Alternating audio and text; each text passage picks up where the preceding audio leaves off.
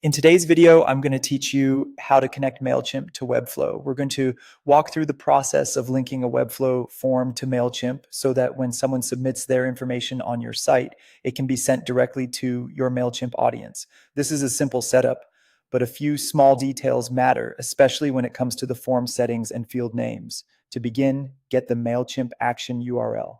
This is the URL Mailchimp provides for form submissions, and it's the key piece that allows your Webflow form to send data to the right place.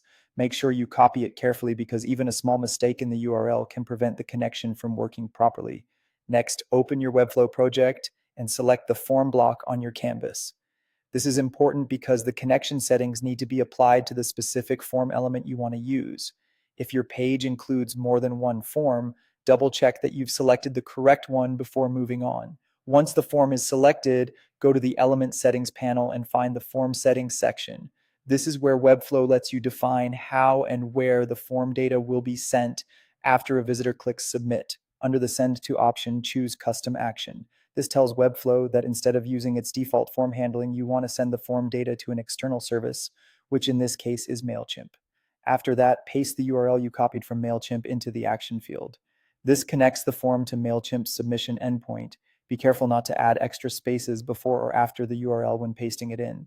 Then set the method dropdown to post. This is the method Mailchimp expects for receiving form data, so it's an essential part of the setup. If this is set incorrectly, the form may submit without actually sending the information where it needs to go.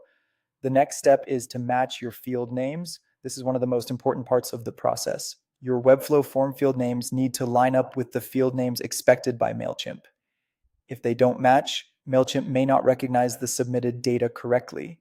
Take a moment to review each field, especially common ones like email, first name, or any custom fields you may be using. Finally, publish your Webflow site so you can test the form. Testing on the published site helps confirm that everything is working in a live environment. Submit a test entry and then check Mailchimp to verify that the information was received as expected.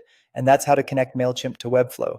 If everything is configured correctly, your form should now send submissions straight into your Mailchimp setup.